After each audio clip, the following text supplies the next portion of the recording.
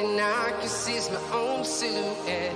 I'm getting stronger, step by step. The clock is ticking, but there's no time for regrets. I've been flying from town to town, from London to Taiwan.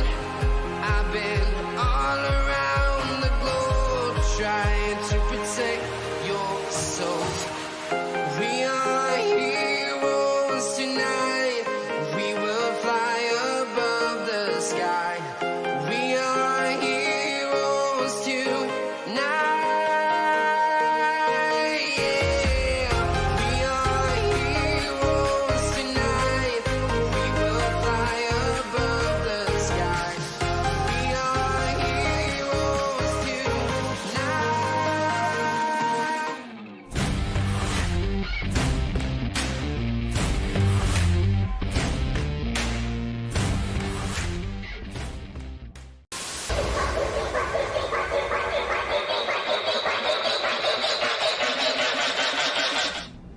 Hello.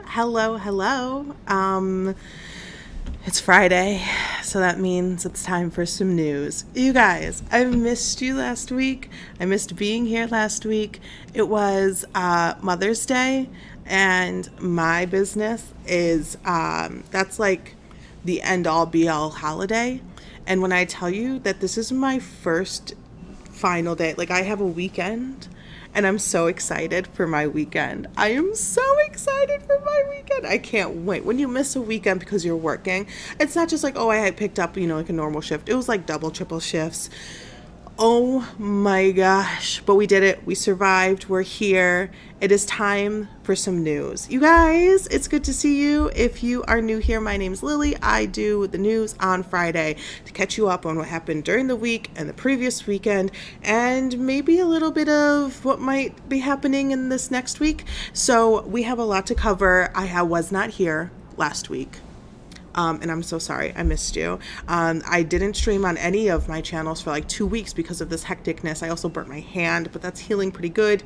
I burnt my hand on an air fryer. The embarrassment. Stop. I was so mad. But anywho, let's get into it. I have 7 document pages of a Word document. So let's get back into the news. Guys, welcome to Insane Games TV. I'm Lily. This is Lily's News. The Insane Games TV YouTube channel and Twitch channel have a bunch of content. They have different shows. They have WWE. They have gameplay. They have everything. And I'm here Fridays at 5 for you. So make sure you subscribe, like, and let me know next Friday what you watched on this channel, because there's a lot of stuff coming out. So let's get into first topic of the day. Is actually we're revisiting a topic with an update. So a couple of weeks ago I talked to you about the teacher that was injured by a gun by her 6-year-old student in Virginia. Abigail Zwerner, she had a wound to her hand and to her chest. She was in the hospital, lots of surgeries.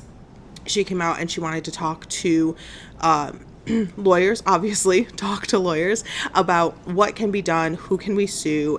She's suing the school district because the school district knew, they knew about all this stuff. And she is also pressed charges against the mother of the child. So the mother of the 6-year-old child is being charged with, let me pull it up, felony charge. A felony charge and a misdemeanor charge. Oh, thank you, Ronnie. I am glad I survived too. It was a tough one. It was a really tough one. Whew. But we survived through that Mother's Day. So the little boy is not being charged, obviously, but the boy's mother is being charged. The boy's mother made her appearance, her grand appearance this past week, I believe. So we now know her face. We now know her name. Excuse me, we now know where she's taking her stance on this entire situation. And we get a little bit more of the backstory of this young boy and some of the troubles that have accrued in this young boy's life. So the boy's mother and great-grandfather, I think it was the boy's great-grandfather. he looked very young. So I might have read something wrong. They were on Good Morning America, and she said he doesn't talk about the day, or maybe he did. Someone said he doesn't talk about the day, but he does talk about the day or two leading up to the day that it happened, which just so happens to be January 6th, not the January 6th. So that's weird, I thought. The boy was on a plan at school where a parent was going to be with the child like every day. One of the parents or guardians was going to be with the child every day at school while he was there. And this was actually, when this event occurred, was his first week of not having a parental guardian at school with him, which I thought was strange. Unfortunately, the boy is being kind of thrown about, and the incident is kind of being thrown about by being covered up by a disability. There was a disability at play. The disability caused it, or something like, like that kind of energy. It was like, well, he has a disability. Stop it. Stop. Yeah. Gosh. So the boy's disability, and it's really kind of weird and gross to say a disability when referring to the next words that I'm going to say. It's been mentioned a few times, but it's never nailed down as to what exactly this young boy was going through and dealing with on a day-to-day basis. And his mother said he has ADHD. Some are able to have it in a mild rate, but he's off the wall, doesn't sit still ever. Let me just remind you, this is a 6-year-old child. I don't know any 6-year-old that isn't off the wall. They're 6. They're like just getting like full understanding of like movement in their body. They're like, oh, I can wiggle all of these toes, like they're just understanding their joints, let alone. So that made me a little, I'm not a doctor, but it felt a little strange. This is a 6-year-old child. 6 years old, not in 6th grade, 6 years old. So, anywho, she stated that he was now on medication and that he was able to focus better, and the school thought that he would be able to carry on without parental supervision in school. The boy was actually suspended for a day before the shooting because he broke Abigail Werner's phone. Now, the mom was claiming that he was feeling unheard, unseen in class. He was standing up. He was told to go back to his seat. He threw his hands up in protest like, oh my gosh, no one ever listens to me, and accidentally knocked the phone out of Abigail's hand. Abigail has a different story, which is that the boy intentionally took the phone and smashed it onto the ground. I don't know what is true. I don't know what actually happened, but there have been many, many, many, many, many reports about this child and their actions, and the school has been made aware that this child has things happening and going on. It's not, every day isn't an easy day. So, man, this is such a sad thing that it even happened. So, how did he get the pew-pew, right? How did the 6-year-old child, is the question that everyone's asking, and we have no answer to yet, even after this interview with the great-grandfather and the mother, who were sitting next to their lawyer, who looks a little slithery, mind you. How did he get the gun? If the gun was, as the mother claims, to be locked up properly, stored properly, put away properly, but somehow 6-year-old has it, we don't know. They know. The mother knows. The mother, I'm sure, has probably told the lawyer. They know, but they are not sharing. And I think it's because it's only going to perpetuate the fact that she did not. If a 6-year-old was able to grab a gun, it wasn't put away properly. That's all I'm saying.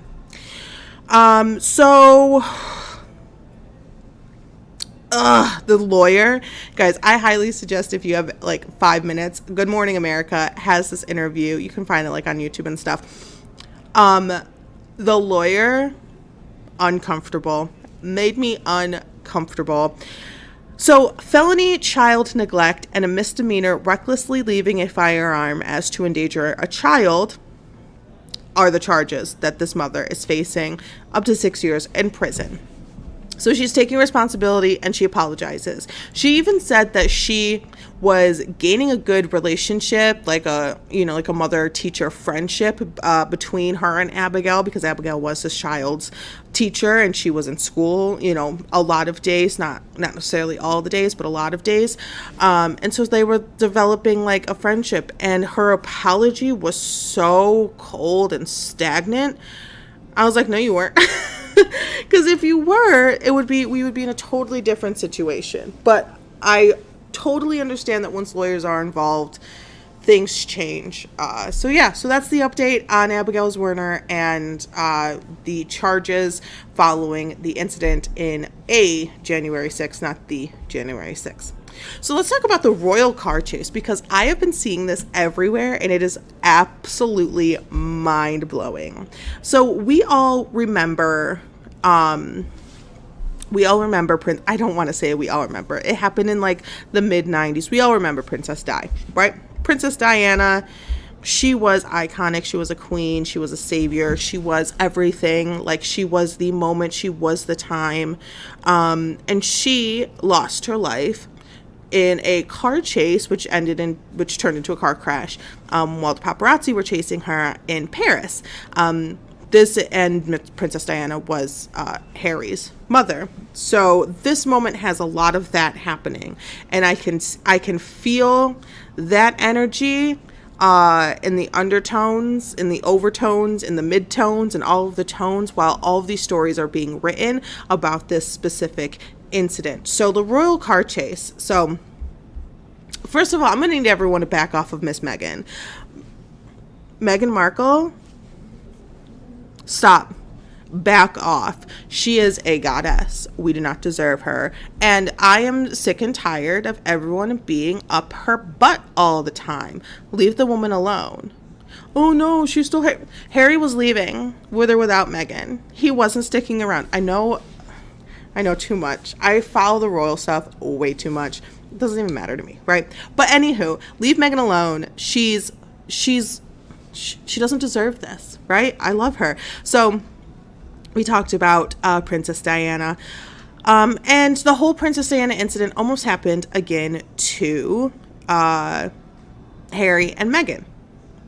So Harry and Meghan are such a focus of negative attention in the UK. It is absolutely ridiculous the amount of hate that they are getting over the pond.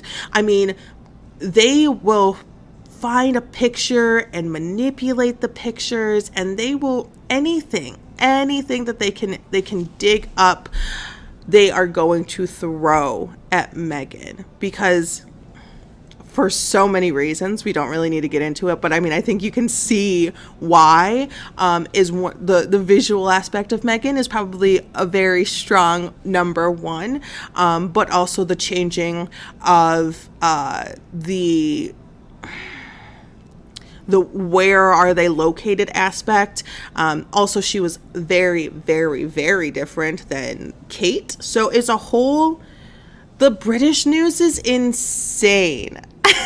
So Meghan being so completely different, on a totally different personality spectrum than Kate, was shocking to a lot of the Brits, because they were like, oh no, she must be absolute royalty or we're not having it. And like, mind you, that's not an option.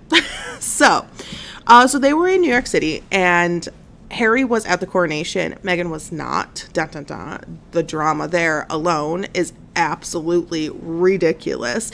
But Meghan was still in the States, because the next day she was getting an award. My words stop.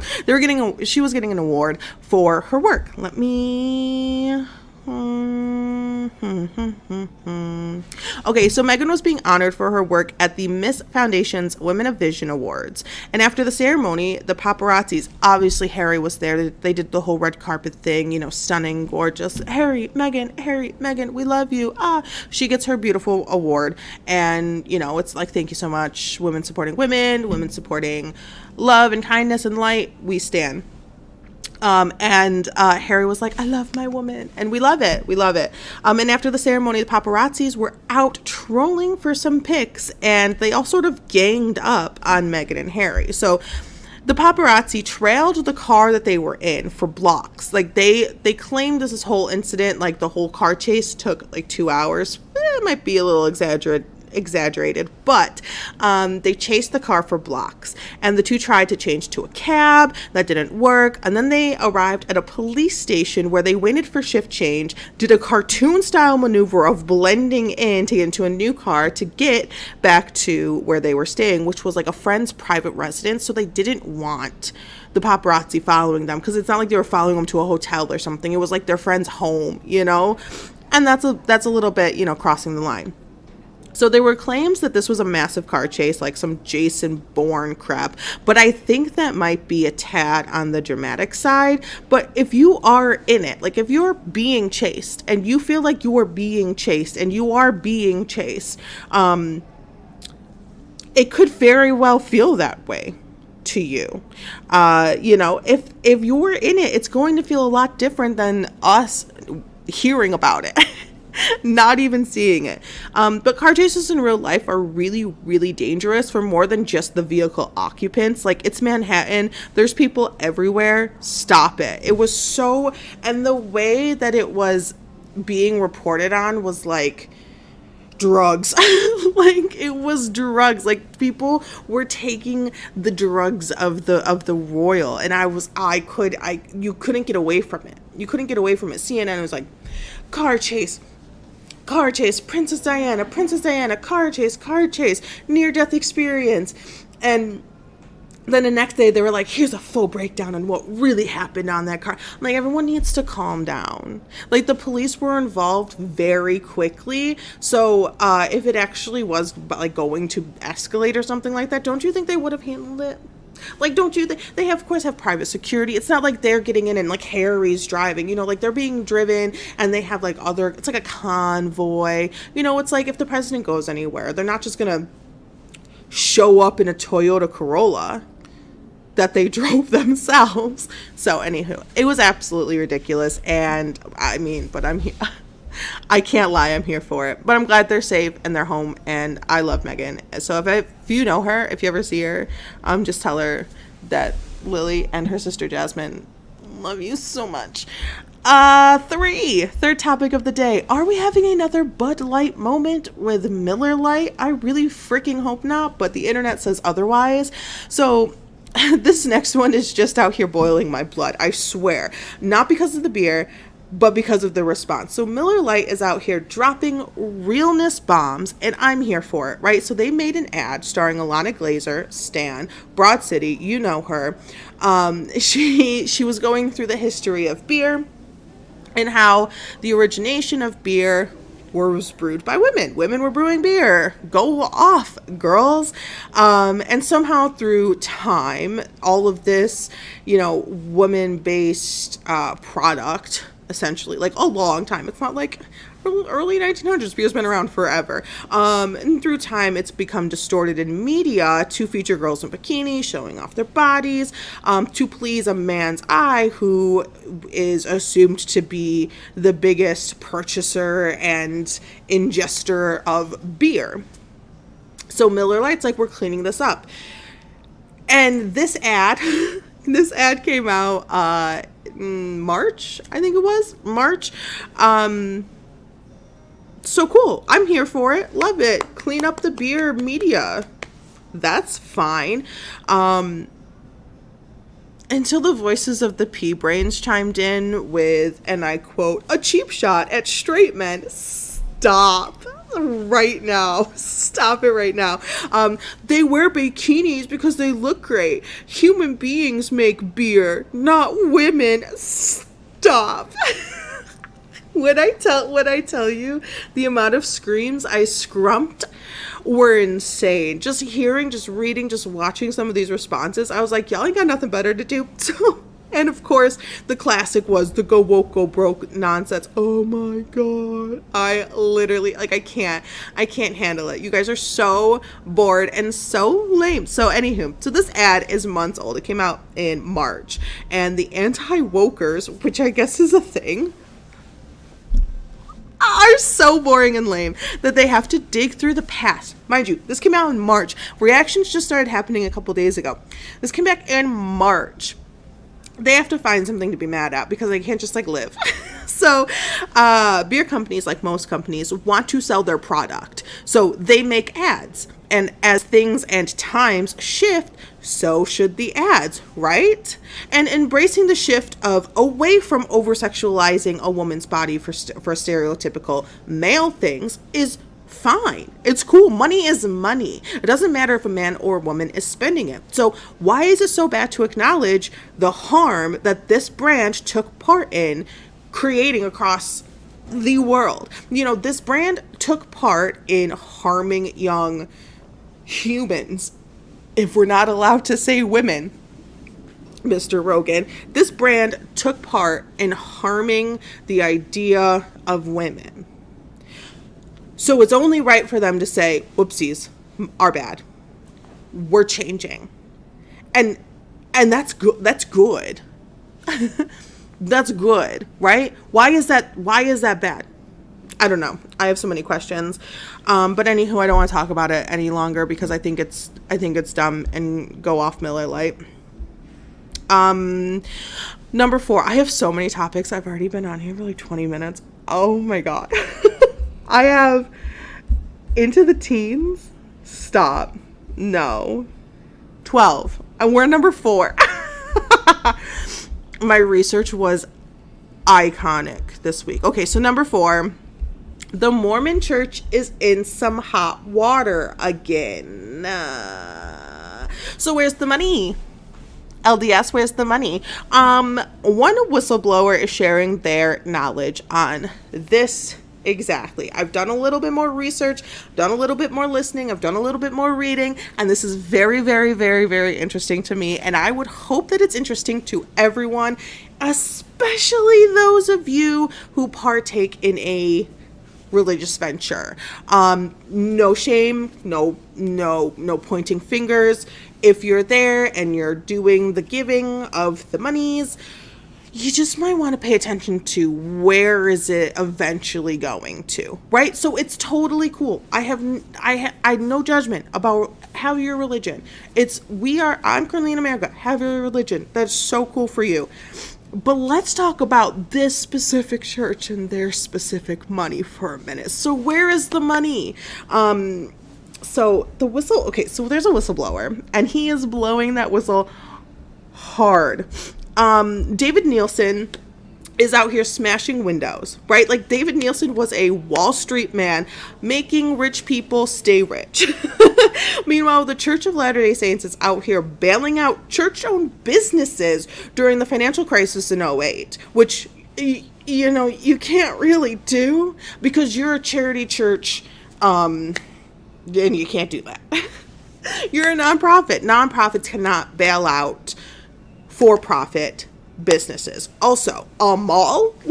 So they just in one of these videos, there's just briefly mentioned a mall. No, they bought a mall. A whole ass mall. And they called it okay. But the church leader says it's an investment, not a bailout.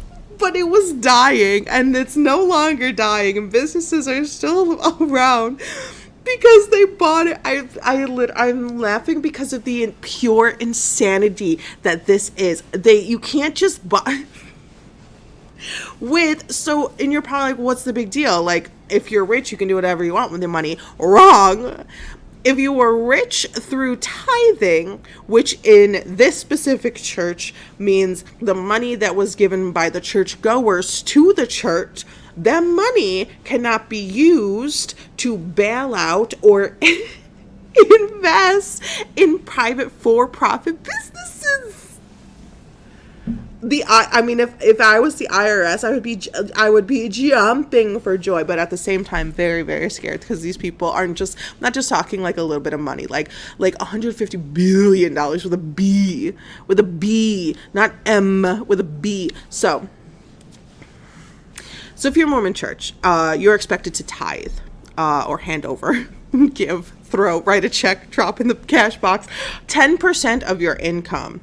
I was actually just talking about this with a friend of mine, and I almost choked on my tortilla chips. So, okay, it's one thing you're like, oh, do you want to round up, you bought an Arizona iced tea, it's 90 cents. Do you want to round up the 10 cents to $1 for charity? Sure, no problem. Okay, well, you bought, $100 worth of stuff. Do you want to round up with an extra 10%? That's $10.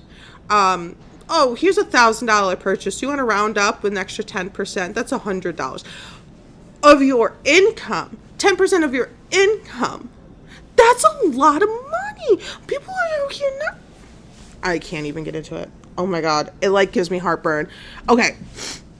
So the whistleblower said, I quit. I'm done. I'm not doing this. I can't help you guys hide millions and millions and billions of dollars in shell corporations, which is what they were doing allegedly, and get away with financial murder, essentially.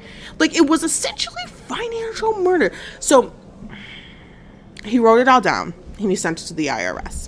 He sent it to the SEC, which is the Securities and Exchange Commission. So all of this information that this man was gathering throughout the years, because it was his job to go through it, and he knew about all the shell corporations and about how money's just sitting there with businesses and phone numbers that led to voicemail. So if they ever got looked into, it would look and sound like a real thing, but there's no actual business. It's just on paper. And there's money just sitting in those accounts. And there's money just sitting in other shell corporations' accounts. And it's growing and growing and growing and growing. And oh my God. So much money. So meanwhile, the church leader is claiming that all this money, which has yet to even be numbered down to an exact number, as a, wait for it, rainy day fund. The way I exhaled when I heard this grown man say that, a rainy day fund or a second coming fund, which is fine. That's something that's for your beliefs to have. But if it's happening, is money really going to be on your mind? I don't know. And so it makes sense, right? Everything makes sense. All of this makes sense. So what has the IRS or SEC, Securities and Exchange Commission, done about this and the very strong claims from Nielsen? Absolutely nothing, essentially, because these claims started back in 2019 and nothing has been done. Mind you, all this is alleged because I don't actually have all this information. I'm just gathering and sharing information from other sites like BBC or 60 Minutes. So the SEC charges finally in February of this year. Mind you, all these claims started in 2019. So the SEC charges the Church of Latter-day Saints and its investment management company, Ensign, for disclosure failures and misstated filings. That's not what we're going for, but it's something, it's a start, because it is almost actually political, assassination, going after the LDS church. It is such a catch-22. Right? It is such a catch-22 for the IRS to go after a church mishandling funds, because you're like, yes, get it, we want this, but also, that's a lot of people. That's a lot of governmental mistrust if they're on the opposite side, but they did nothing wrong. So there's a lot going on behind the scenes of the IRS, and I hear that and I feel that and I see that, but at the same time, goodness gracious. So just a little quick little tidbits from the investment management disclosure failures, misstated filings charge from the SEC. The SEC order finds that from 1997 through 2019, Ensign Peak failed to file Forms 13F, the forms on which investment managers are required to disclose the value of certain securities they manage. Let's see.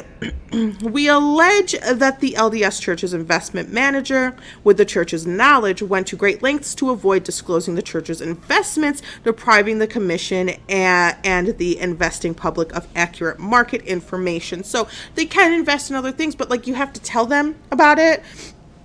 You can't just be like, I bought them all and it's an investment. It's fine. No need to tell anyone. So, Ensign Peak agreed to settle the SEC's allegation that it violated Section 13F of the Securities Exchange Act of 1934, blah, blah, blah, blah, and for thereunder by failing to file forms and for misstating information in these forms. So the church agreed to settle allegations that it caused Ensign Peak's violations through its knowledge and approval of Ensign Peak's use of shell LLCs. So the shell companies are the problem. There's so many problems. It's a lot going on. I'm keeping my eye on this because I feel like there's going to be a moment in this particular situation where it's just going to go, right? And it's not going to be the second coming. I'm so sorry. There's going to be an explosion because there's billions of dollars.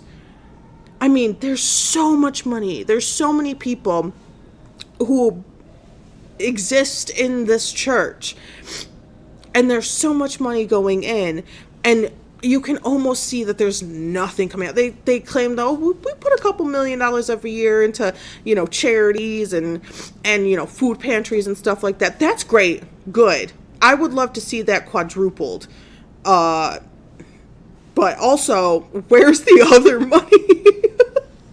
So we're going to find out someday, definitely not tomorrow, but one day we will. And when we do, I'm going to talk about it. Let's talk about Florida, because, oh my God, Florida's going through it, aren't they? Well, it's kind of their fault also. So we have all heard about the goings-on in Florida in the past few weeks. DeSantis is now reaping what he has sowed. I'm not going to get into all of that. You guys know you have brains, you're an adult, you have phones. But that there is a boycott of massive proportions happening. So DeSantis put a hammer down on human protections. I'm going to say this. DeSantis put a hammer down on human protections when it comes to immigrants. That's the one thing I'm talking about now. There's a hell of a lot more going on. Maybe I'll talk about that on another channel. But right now, we're talking about this. And I don't think I need to go into it, obviously. But bullshit. Those are my words. So anywho, it has backfired on the man in so many glorious ways. We stand with the people. We love the people. So truck drivers are boycotting the state. There's too much risk, especially if you are of Mexican, Latino, Latina descent, or any other race that is not white. So what does that mean? Slowly but surely, things are going to get tough in Florida. If the boycott spreads to past just the targeted audience that DeSantis wrote down, if it spreads and spreads and spreads, and there's solidarity and there's other humans and drivers standing with each other, it's going to be massive. It's gonna be a big problem. So grocery stores will start with empty shelves of some things. Maybe they don't get a meat delivery that week, or maybe the cereal goes dry, they run out of toilet paper, been there, done that. But then it just expands from there. And we've already seen a shift when it comes to construction labor, farming labor, landscaping labor. The people that are being targeted in this bill that was signed into law are gone because they left, because they don't want to be there anymore, because they're not respected as human beings. Plain and simple. So they're leaving, right? And I saw a great TikTok. This man was sitting in his truck, looking around at this neighborhood. It's a whole neighborhood being built at once. It was an entire neighborhood. And they were building the homes and fixing the roads and laying the grass. Like, everything was being built. And he said, "You said we took your jobs.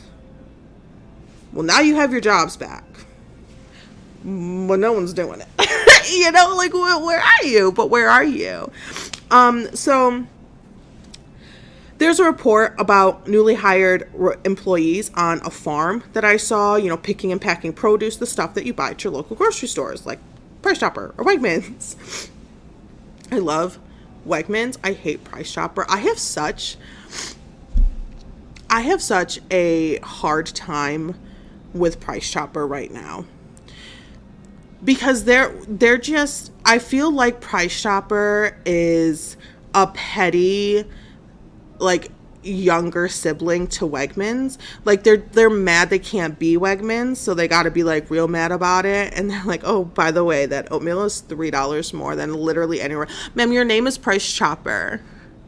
Anywho, should I do a deep dive into Price Chopper? Because there's been a lot of stuff going. The Price Chopper has not had a clean, squeaky clean past. If you don't know, Price Chopper is a grocery store in the east upstate area, east area, New York. Okay, anywho. But the people who were new employees at this farm could barely handle the work. They were complaining, they were lazy, they were slow, they were tired, they didn't show up the next day, they didn't show up after lunch, they wanted to take a nap after lunch. They were not consistently good employees throughout the day. They weren't ready to work, they weren't ready to put the actual human labor in. So what now? Well, we'll see. It is a continually changing event. Every hour on the hour, there's something new and something different and something that's happening in Florida. And so I will definitely be probably bringing it up again on Friday. There's a lot of Disney stuff going on. There's a lot of this. There's a lot of everything happening. It's happening in Florida right now.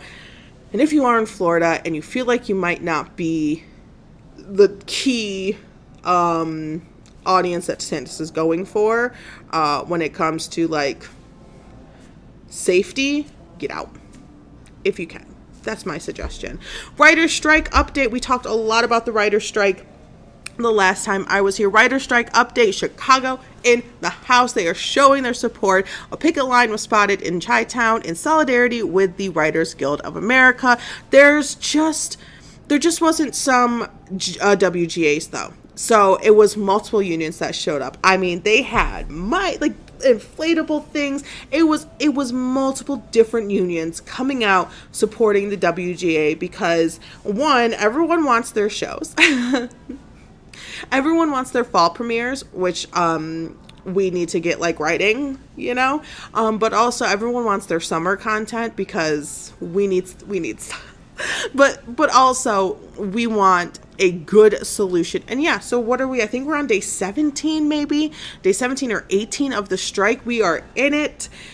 The last strike was 100 days, 100 days, like I believe. So it's just started. It is just started. And until AMPTP, the big corporations, the NBCs, the ABCs, the Netflix, until they see a decline in money, they're not going to do anything.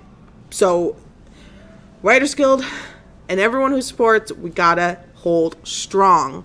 Don't give up. You saw Neil Gaiman, one of the biggest names in the writers world, out picketing, and he was like, no AI writing scripts. That's what we want to see. We don't want to see any AI option for writing scripts. It is a people written world. We write the scripts. AI, no, we don't want it. Let the people learn how to make TV. He was very adamant about the people.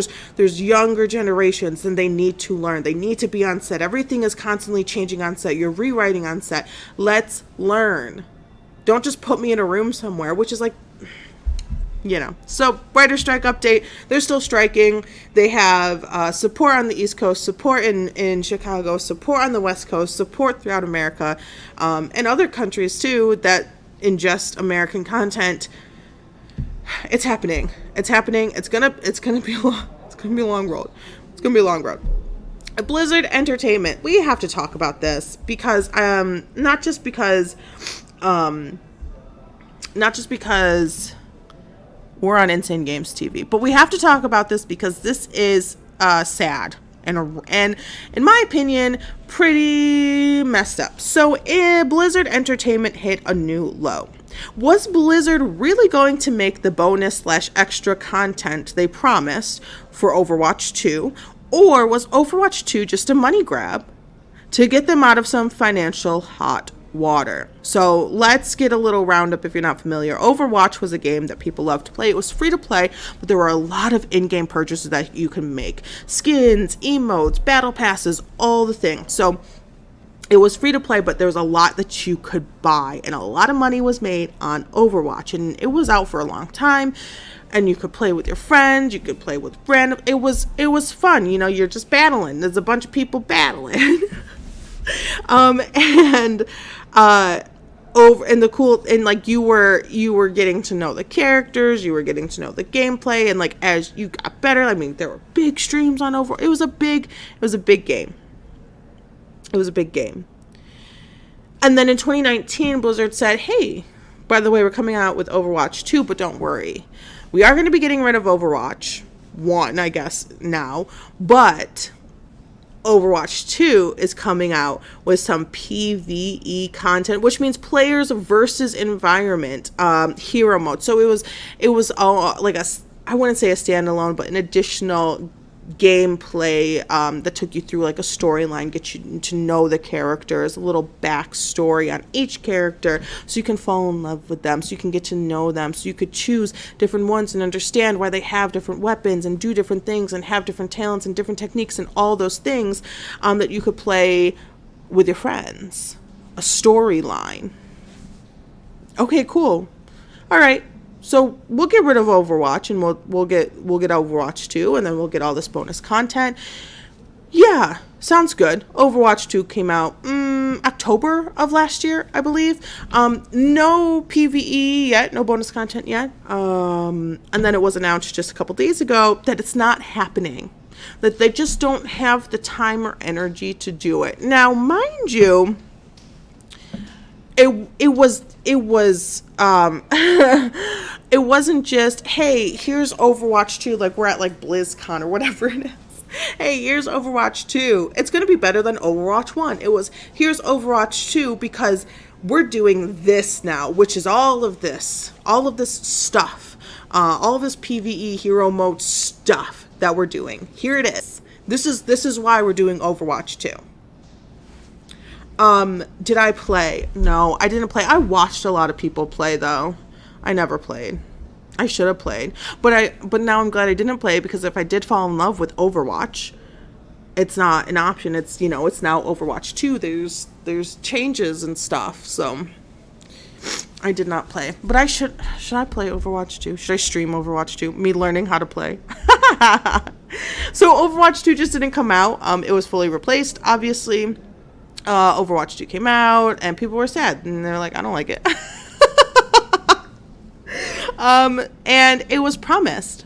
All of this stuff was promised. It was the reason for Overwatch 2. Why get rid of Overwatch 1? Give us Overwatch 2 if we're not going to get the stuff that we bought it for, or not necessarily bought it, but like bought the idea of. There's a lot of backlash on the internet, Twitter, TikTok about it as well. Why? There's a lot of thought that they made this decision to no longer go forward with the PvE hero mode and all that stuff very early on after Overwatch 2 came out. Very, very early on. Not when Overwatch, but after they announced it, because they were very comfortable and it felt like a very learned and processed conclusion and reasoning that they had, that Blizzard had, when it came to being asked questions about why. So that's why a lot of people are feeling like this could have just been a really slick money grab that they had. Now they are going to expand Overwatch 2 with other content, with different styles, and they're changing up mapping and stuff like that. I don't know. They have different seasons, like Fortnite has seasons, but it's not the same, and it's not what you were looking forward to, and so it feels disappointing as a player, as I'm told. I don't play it, but people are feeling disappointed and unseen and unheard and taken advantage of, essentially, because they said this, we said okay, we lost our but we lost our game, now we have this, but we don't have the thing that you said was going to go along with it. It's like getting your steak, but like your waiter coming over, be like, your potatoes are going to be right out, I'm so sorry, they're just taking a little longer, but they're going to be perfect when they get here, and then you never get your potatoes. And the steak's like okay, but like the potatoes with like the sour cream and the chives and the butter, that's the, you need the side. Or like Olive Garden, they're like, we don't have the breadsticks. I'm hungry. I need some dinner. It's like, you go to Olive Garden, but they're out of breadsticks. I expected it when I came here, so this is disappointing. TikTok has been banned. Let's get on to TikTok. Oh, Blizzard is just a mess. Blizzard sucks. So why don't I just talk about things that suck? All right, this is number 8. We have 12. TikTok has been banned in Montana. Montana banned TikTok. So starting in January 1st, 2024, TikTok won't be operational in the state of Montana. Stores will be fined $10,000 per day if they make the app available. And supposedly, and by stores I mean like cell phone stores, like cellular device stores, and supposedly TikTok will also be fined if it works in the state. So individual users will not be fined. But my very first question was like, do these cotton tops not know about VPNs? So TikTok said in its statement that we want to reassure Montanans that they can continue using TikTok to express themselves, earn a living, and find community as we continue working to defend the rights of our users inside and outside of Montana. And the governor of Montana said, together, we will defend the state of Montana and its people against threats to our security, privacy, and way of life. And I'm pretty sure his voice cracked when he said it too. And since the bill was signed on Wednesday, lawsuits have already been drawn up over this because goodness gracious, why wouldn't they have been? This is a quote from somewhere that I can't remember. Montana can no more ban... Oh, this is an article about the lawsuits. Sorry, I didn't put my source. I'm so sorry. Montana can no more ban its residents from viewing or posting to TikTok than it could ban the Wall Street Journal because of who owns it or the ideas it publishes. And that was a statement from, there are 5 TikTok creators in Montana that kind of teamed up on this very first lawsuit against this ban. It's like a rancher, a Marine sergeant, and all that stuff. So they're like, absolutely not. By the way, you're wrong. And we're going to fight this. And I am very, very excited to see especially young people come forward and fight for their right to enjoy TikTok, because shut up, old people, get over it. Someone must know the stats on VPN, the salesman. Right. How fast did like ExpressVPN and that other one grow, like skyrocket? Because in Montana, obviously, you can't. What are the logistics of banning an app in one state of the country? Like, what are the, like, is someone driving with like a satellite radar stick, like the edge of the state, to put up like a geofence that blocks the signals of TikTok and TikTok alone? Like, how does that even happen? Like, what if you don't have location on your phone? Like, what if you have like all location activation, like your phone's just like floating in space? What if you don't have like your location on? What if you use a VPN? I'm sure there's so many ways around this. And if you want to ban TikTok, why you're going after businesses? So you would rather find your businesses that exist in your state than just let TikTok exist and fight for a more restricted use of the data collected by TikTok, because every single thing on your phone is collected. Every single moment, every single toilet flush, every single thing you do on your phone is on the phone. The data is there. There is data. There's data everywhere. I'm surrounded by data. But like, why are you going to, instead of finding really good lawyers to help and get the idea across that there's too much information being collected by this app, how can we limit this in the safest, most useful way possible, that we can still enjoy this app that millions and millions and millions of people love and use daily, constantly, but also so our data isn't compromised. Why is that not an option? Why is banning an application on your phone that's downloaded through the internet? I just don't get it. It's very boomer. It smells like boomer in there. And these cotton tops got an idea, and they're running with it. And it's giving very much like them not understanding how it works. So they're gonna go as extreme as possible. Have you ever tried showing your non-technological savvy family member, older family member, literally anything, like how to take a picture on the phone, and they fight receiving that knowledge, like they fight with their entire being and soul against receiving the knowledge, even though they're the ones that want to know. Or like, is your grandpa like break phones because they tap too hard? You know, it's like that energy. I just want to get rid of it. I don't like it. I don't like it. Just gonna get rid of it. Wrong. That's not what we shouldn't be doing that. That's not what we should be doing. There's different ways to go about it. And I feel like literally any other way to go about it would have been better. But here we are. Montana doesn't like TikTok. Oh my gosh. Okay. Zelda was big. Has anyone played the new Zelda game? I haven't. Maybe we'll talk about it next week. New Twitter CEO. This is pretty fast. New Twitter CEO. God, I hate Elon Musk so much. So, is the new CEO the fall guy? Girl, woman. So the new Twitter CEO is probably going to be the fall guy. And I asked the internet and they were like, yep, pretty much. So Glasscliff,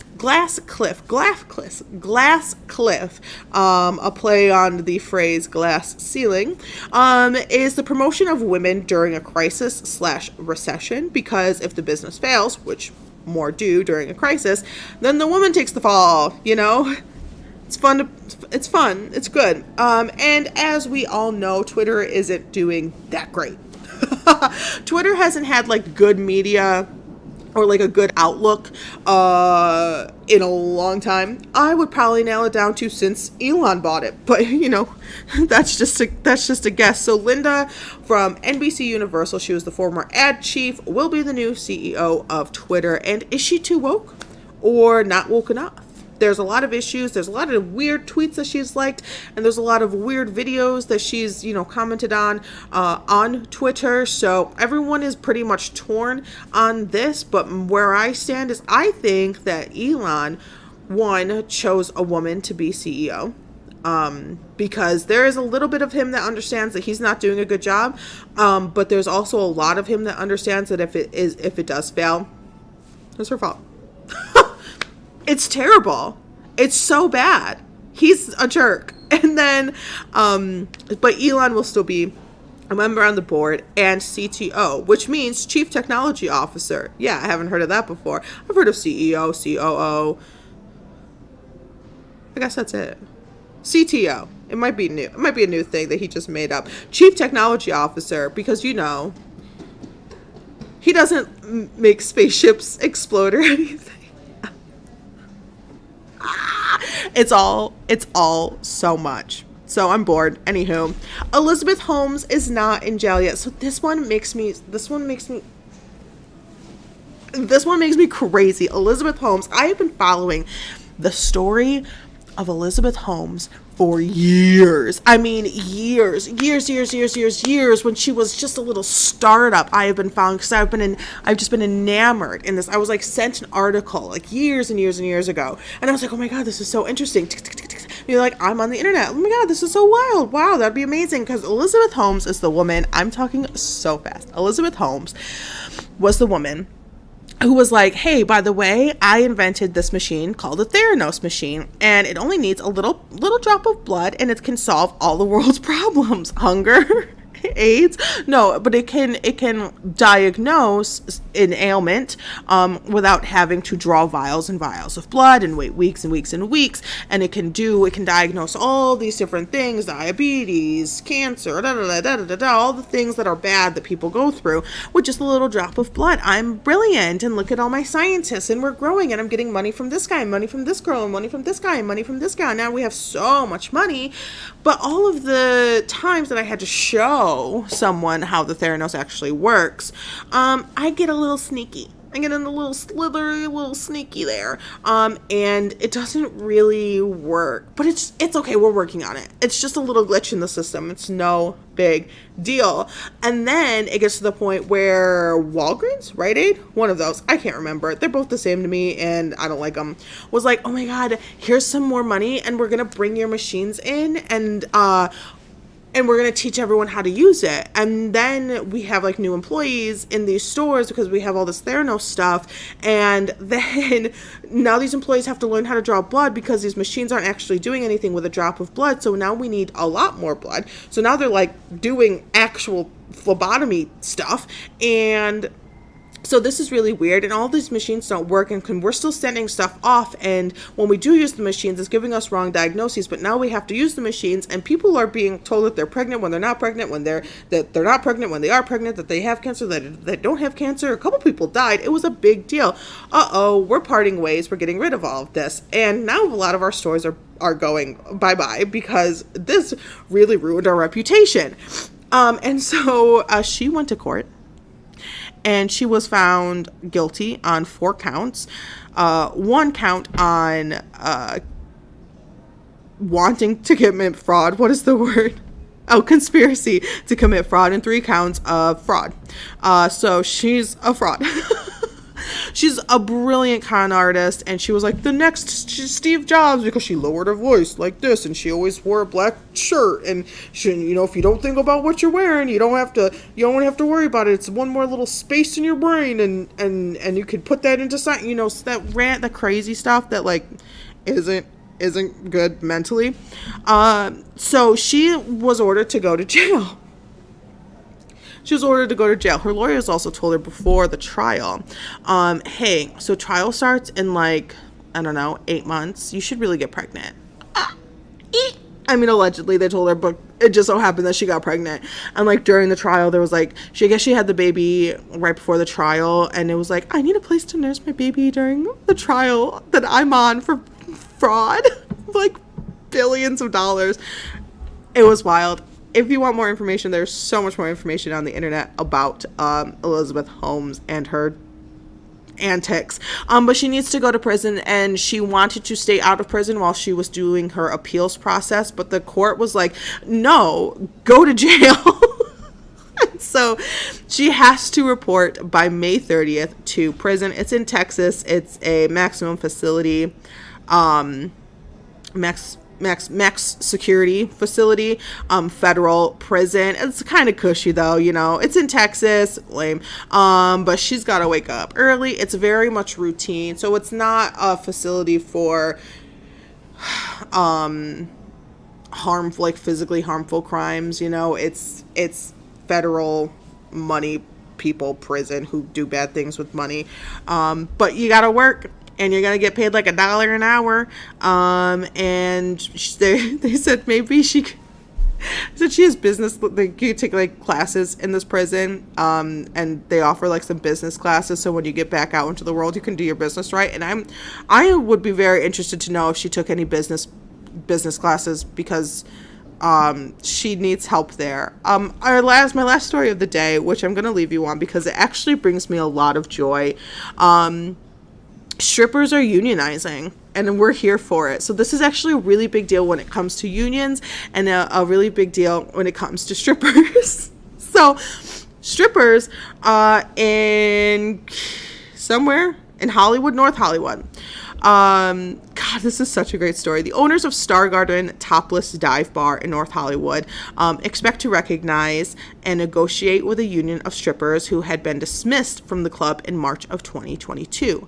And when they protested because they were protesting for safe working conditions, obviously, March in 2022, we were still kind of COVID hesitant as well, especially out there. But also, as a stripper, you have a whole different realm of safety precautions that you have to take other than working, at like a Panera or something. So the union will actually be represented by the Actors Equity Association because they are dancers, they are performers, and they are actors because they be acting like they like you. But like, oh, you're sorry. But I think it's so great because this is one of the most unrecognized and unrepresented group of performers, and they are the most at risk for harm and safety violations. And I think this is going to be a really great start to something good in this industry. And I hope that the Actors Equity Association takes good care of them and helps them out properly. And I hope that other strippers, not just in the state, but everywhere, can see that they can do this too, because there's not any. This is like the first of its kind in a very, very long time. So I'm so happy. You are going to your job if you are a stripper, and you are putting so much on the line on the pole. I'm sorry, bad joke. But anywho, strippers are unionizing, and I hope more do it, and I hope more come together, and I hope, they get what they deserve. Literally. Stop. It's so wild. So that is my 2-week roundup of Lilly's news. Whew. It was a lot, but we did it, guys.